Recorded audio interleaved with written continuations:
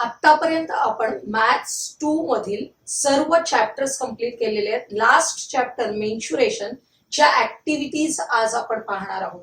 First activity बघा, या अशा छोट्या ऍक्टिव्हिटीज तुम्हाला क्वेश्चन नंबर 2B मध्ये येणार आहेत. लक्षात सॉरी क्वेश्चन नंबर 2A मध्ये येणार आहेत. First activity, complete the following table with the help of figure.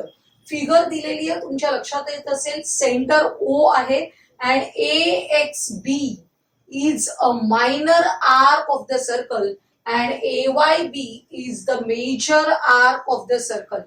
बरोबर, फिगर पाहिल्याच आपल्याला लक्षात येतं. टेबल बघूया काय आहे. Type of the arc, name of the arc, measure of the arc. इथे टाइप ऑफ द आर्क मध्ये पहिल्यांदा लिहिलंय मायनर आर्क. कोणता आर्क लिहिलेला आहे? Minor arc AXB. आपल्याला पुढे लिहायचंय मेजर ऑफ द आर्क. या मायनर आर्कचं मेजरमेंट किती असेल? It is equal to the corresponding angle, corresponding central angle. म्हणजेच किती असणार आहे? 100 डिग्रीज.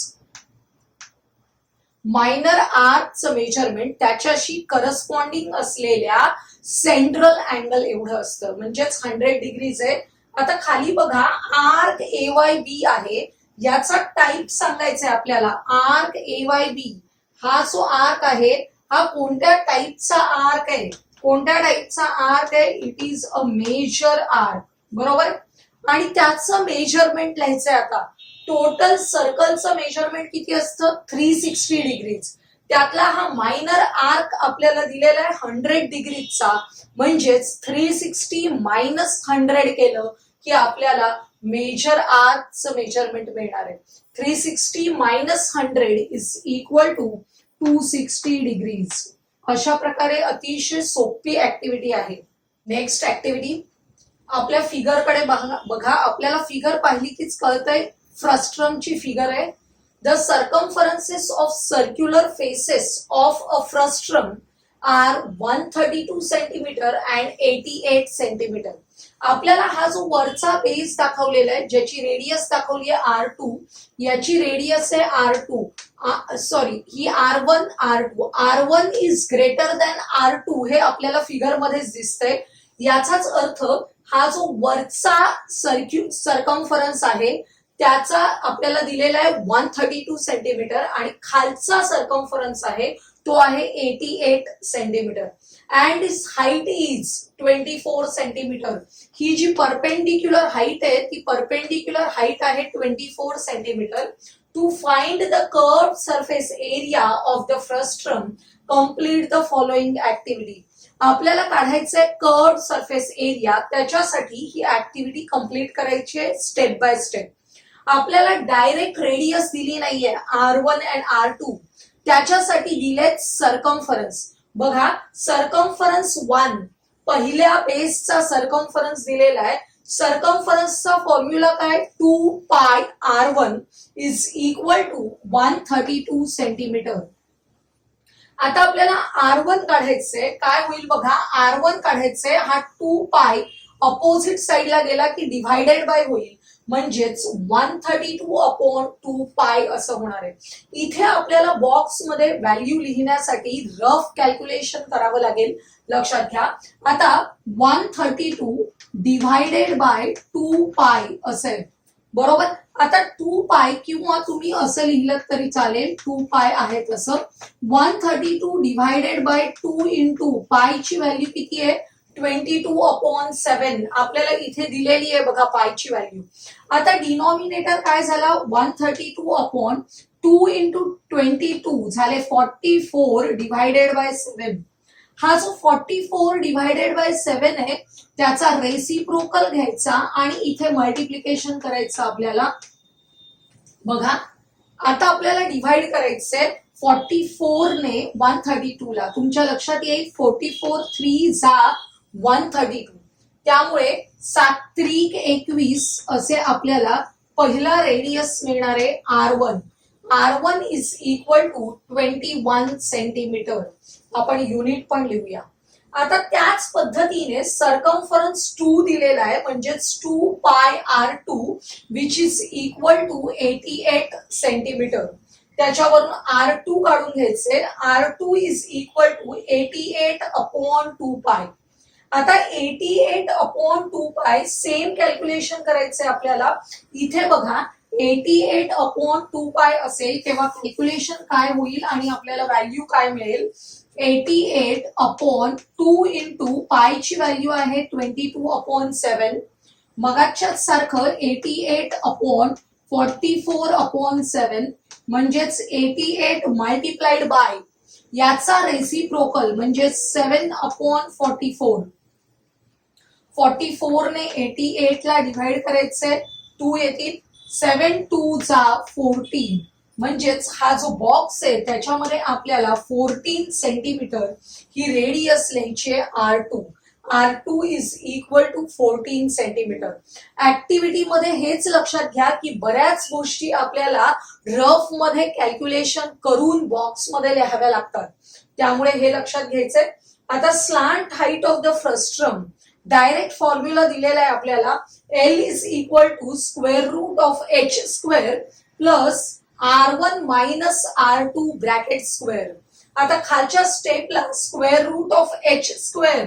H म्हणजे हाईट किती आहे 24, म्हणजे या पहिल्या बॉक्स मध्ये आपल्याला 24 लिहायचे.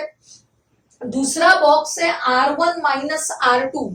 आपला R1 आहे 21, R2 आहे 14, म्हणजेच 21 minus 14 which is equal to 7. आपल्याला इथे डायरेक्टली 7 लिहायचंय. 7 स्क्वेअर काय झालं बघा. Square root of 24 square plus 7 square is equal to या बॉक्स मध्ये आपल्याला डायरेक्ट आन्सर लिहायचंय. आता आन्सर लिहिण्यासाठी रफ कॅल्क्युलेशन करूया आपण. बघा स्क्वेअर रूट ऑफ 24 स्क्वेअर. 24 स्क्वेअरची व्हॅल्यू आपल्याला माहिती आहे 576 प्लस 7 स्क्वेअरची व्हॅल्यू आहे 49. या दोघांची ऍडिशन केली. ऍडिशन किती येते बघा 625 and square root of 625 is equal to 25. म्हणजेच slant height L is equal to 25 centimetre. अशा प्रकारे आपलं कॅल्क्युलेशन होणार आहे. आता इथे curved surface area of the frustum pi into R1 plus R2 into L. Pi तसाच ठेवलेला आहे. R1 plus R2. R1 ची व्हॅल्यू किती आहे आपली 21 आणि R2 ची व्हॅल्यू आहे 14. 21 प्लस 14 ऍडिशन करायची आहे. किती येणार आहे 35. म्हणजे इथे पहिला बॉक्स आहे आपल्याला 35 इंटू L. स्लांट हाईट आत्ताच काढली आपण 25. आता आपल्याला काय करायचंय बघा. पाय इंटू 35 इंटू 25 किती स्क्वेअर सेंटीमीटर होतात ते काढायचे. आता पायची व्हॅल्यू आपल्याला दिलेली आहे 22/7. व्हॅल्यू दिलेली असल्यामुळे आपण पाय असाच ठेवून चालणार नाही. लक्षात घ्या. पायच्या ठिकाणी आपण सबस्टिट्यूट करूया. 22/7 मल्टिप्लाइड बाय 35 मल्टिप्लाइड बाय 25. आता 7 ने डिव्हाइड करायचंय 35 ला. 5 7 7 5 35.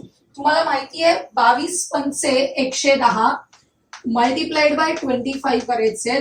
आपल्याला मल्टिप्लिकेशन करायचे. 25 0 0 25 1 25 7 आले 2. 25 1 25 आणि 2 27 म्हणजे 2750 2715 स्क्वेअर सेंटीमीटर हा कर्व्ड सरफेस एरिया आलेला आहे. या सगळ्या बॉक्स मध्ये अप्रोप्रिएट आन्सर लिहिण्यासाठी आपल्याला असे रफ कॅल्क्युलेशन्स करावे लागले आहेत. हे लक्षात घ्या. प्रॅक्टिस करायची आहे तुम्हाला अशा प्रकारच्या ऍक्टिव्हिटीची. ही ऍक्टिव्हिटी तुम्हाला 3 मार्कांसाठी परीक्षेला येऊ शकते. थर्ड ऍक्टिव्हिटी बघूया. In figure side of square ABCD is 7 centimetre. आपल्याला हा स्क्वेअर दिलेला आहे. त्याची साइड किती आहे 7 सेंटीमीटर. स्क्वेअर म्हटलं की आपल्याला सगळ्या प्रॉपर्टीज लक्षात येतात. All the sides are equal and each angle equal to 90 degrees. लक्षात येते. प्रत्येक अँगल कितीचा असणार आहे 90 डिग्रीचा. बघा with the centre D and radius DA. With the centre D and radius DA sector DAXC. बघा हा जो आहे हा सेक्टर तयार झालेला आहे, हा सेक्टर काढलेला आहे with the centre D. Complete the activity to find the area of the shaded region. आपल्याला ऍक्टिव्हिटी कंप्लीट करायची आहे to find the area of the shaded region.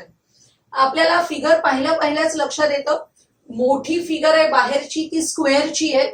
Area of square काढायचं आपल्याला, त्याच्यातून एरिया ऑफ सेक्टर सबट्रॅक्ट करायचा म्हणजे आपल्याला काय मिळेल, area of the shaded region. Step by step आपल्याला जायचंय. Area of square equal to, इथे ब्रॅकेट मध्ये लिहिलंय फॉर्म्युला, म्हणजे या बॉक्स मध्ये आपल्याला फॉर्म्युला लिहायचा आहे. एरिया ऑफ स्क्वेअरचा फॉर्म्युला आहे साइड स्क्वेअर, त्यामुळे साइड स्क्वेअर लिहिलं आपण बॉक्स मध्ये. आता इथे साइड किती आहे 7, त्यामुळे 7 square is equal to, answer आपल्याला दिलेला आहे 49 centimetre square. Next step, area of the sector DAXC. हा जो सेक्टर आहे पिंक कलरचा मी दाखवलाय त्याचा एरिया काढायचा आहे आणि इथे लिहिलेला आहे फॉर्म्युला, म्हणजे या बॉक्स मध्ये सुद्धा आपल्याला फॉर्म्युला लिहायचा आहे for area of the sector. काय फॉर्म्युला आहे, theta upon 360 multiplied by pi r square. लक्षात येते, theta upon 360 multiplied by pi r square. आता आपल्याला व्हॅल्यू सबस्टिट्यूट करायचे. थीटाची व्हॅल्यू, थीटा म्हणजेच हा सेंट्रल अँगल, कितीचा आहे सेंट्रल अँगल 90 डिग्रीज, त्यामुळे इथे येणार आहे 90 डिवायडेड बाय 360 मल्टिप्लाइड बाय पायची व्हॅल्यू सबस्टिट्यूट केलेली आहे 22/7 multiplied by R square. R आहे इथे 7, आर स्क्वेअर म्हणजेच काय 7 मल्टिप्लाइड बाय 7. आता नेक्स्ट स्टेपला आन्सर त्यांनी दिलेलंच आहे, आपल्याला मल्टिप्लिकेशन करून आपल्याला आन्सर दिलेला आहे. नेक्स्ट स्टेप आहे area of the shaded region काढायचे. Area of dash minus area of dash. कशाच्या एरियातून आपल्याला काय सबट्रॅक्ट करायचंय, area of square minus area of sector. त्यामुळे एरिया ऑफ, इथे काय लिहायचा शब्द स्क्वेअर, आणि इथे लिहायचं एरिया ऑफ सेक्टर DXC. नाव लिहूया आपण एरिया ऑफ सेक्टर DAXC. जसं नाव आहे ते आपण तिथे लिहिलेलं आहे. कोणता सेक्टर आहे D-AXC.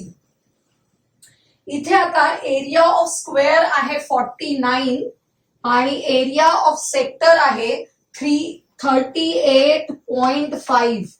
एरिया ऑफ सेक्टर आहे 38.5. आपल्याला सबट्रॅक्शन करायचे. बरेच विद्यार्थी सबट्रॅक्शन करताना चुकतात.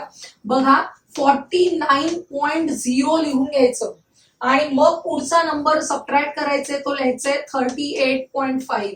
सबट्रॅक्शन करताना इकडून एक आपण बॉरो करणार आहोत. इथे 10 झाले, अशा वेळी इथे होतात 8.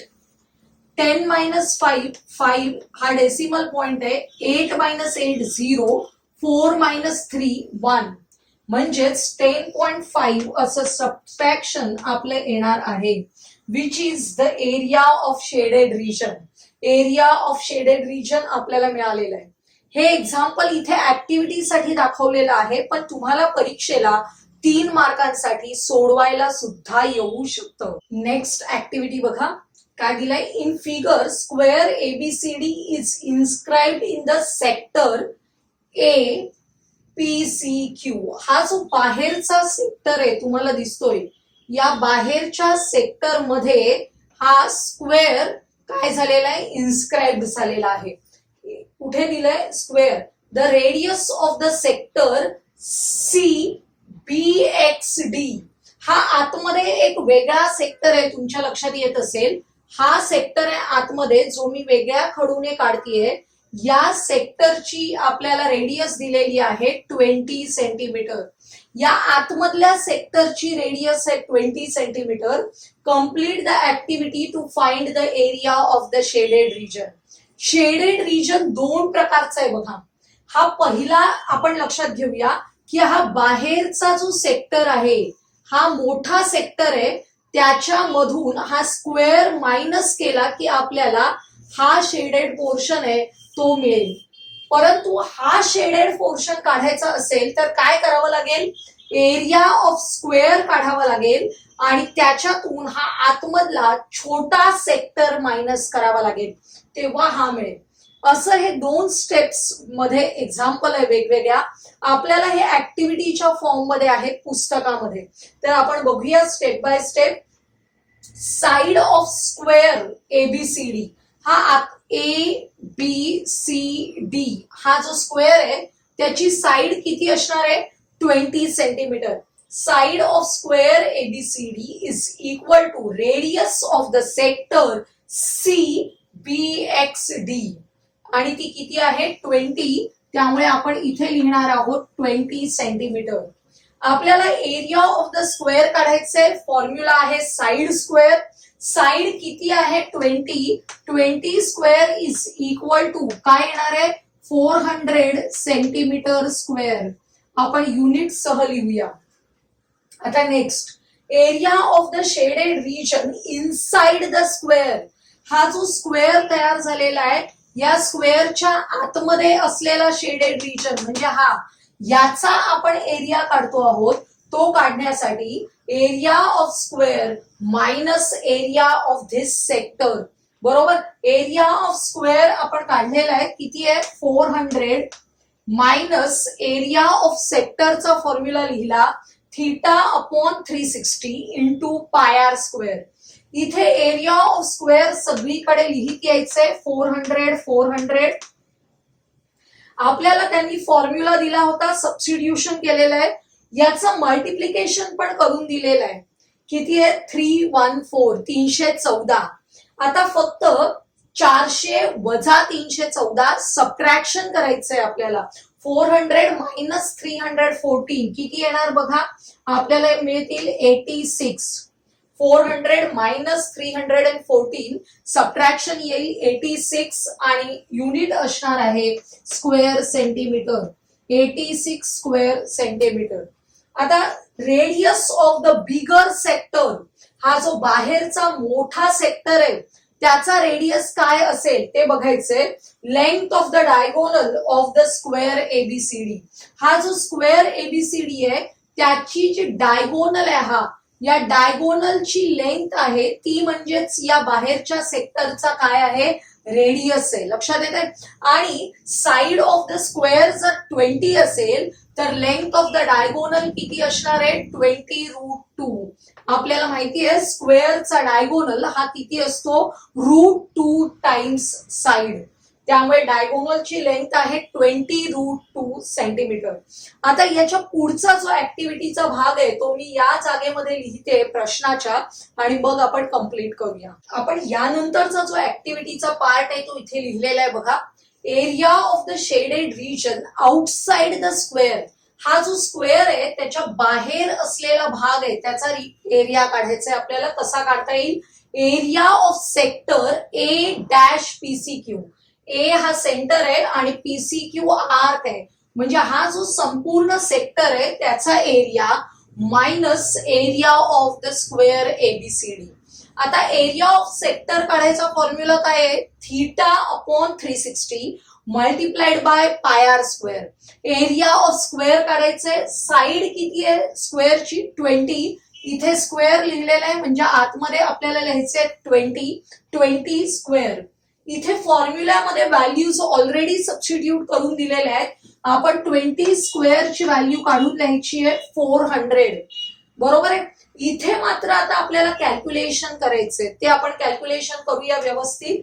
बघा, हा 0 कॅन्सल झाला. 9 एके 9, 9 चोक 36. आता हे थोडं मी खाली इथे लिहून घेते. 1/4 मल्टिप्लाइड बाय 3.14 मल्टिप्लाइड बाय हा जो 20 आहे त्याचा स्क्वेअर आणि √2 चा स्क्वेअर करायचंय. 20 स्क्वेअर आपल्याला येतो 400 multiplied by √2 square is equal to 2. आता आपण बघूया, हा जो 4 आहे या 4 ने डिव्हाइड केलं इथे 400 ला. 100 झाले. 3.14 मल्टिप्लाइड बाय 100. हा जो डेसिमल पॉइंट आहे तो 2 घरं शिफ्ट होईल आणि 314 मल्टिप्लिकेशन येईल. मल्टिप्लाइड बाय 2 करायचंय म्हणजे 628 असं आपल्याला मल्टिप्लिकेशन येणार आहे which is the area of the sector. त्यामुळे इथे 628 आपल्याला लिहायचंय minus 400 which is equal to, subtraction केलं काय येणार आहे 228, सबट्रॅक्शन येणार आहे 228. आपण युनिट लिहूया सेंटीमीटर स्क्वेअर. लक्षात येते. आता बघा area of the total shaded region. या फिगर मध्ये हे जे टोटल शेडेड पोर्शन आहे त्याचा एरिया काढायचा आहे. त्याच्यासाठी area of the shaded region inside the square काढलेला आपण किती होता 86 प्लस आउटसाइड द स्क्वेअर काढला होता तो किती आलेला आहे 228. या दोघांची ऍडिशन करायची आपल्याला. ऍडिशन करूया. 8 अधिक 6 14, हातसाला 1, 8 आणि 2 10 आणि 1 11, हातसाला 1 म्हणजे 314. आणि आपल्याला युनिट लिहायचंय. मी जरा इथे लिहिते 314 स्क्वेअर सेंटीमीटर. अशा प्रकारे area of the total shaded region येणार आहे. हा प्रश्न खरं तर 4 मार्कासाठी सुद्धा तुम्हाला परीक्षेला येऊ शकतो. कारण ज्या स्टेप्स आहेत त्या तुम्हाला लक्षात ठेवायचे की याच्यामध्ये हा स्क्वेअर आहे. या स्क्वेअरच्या एरियाचा फॉर्म्युला, एरिया ऑफ द सेक्टरचा फॉर्म्युला आणि शेडेड रिजन कसा काढायचंय. Shaded region inside the square and shaded region outside the square या दोघांची ऍडिशन करायची आपल्याला फायनली. आजच्या या व्हिडिओमध्ये आपण वेगवेगळ्या प्रकारच्या पुस्तकातल्याच ऍक्टिव्हिटीज बघितलेल्या आहेत ज्या आपल्याला फायनल एक्झाम साठी क्वेश्चन नंबर 2A आणि क्वेश्चन नंबर 3A मध्ये येतात. तर आजचा हा व्हिडिओ तुम्हाला आवडला असेल तर लाईक करा, तुमच्या मित्रमैत्रिणींना शेअर करा आणि पुढील महत्त्वाचे व्हिडिओज पाहण्यासाठी आपल्या चॅनलला सबस्क्राईब करायला विसरू नका.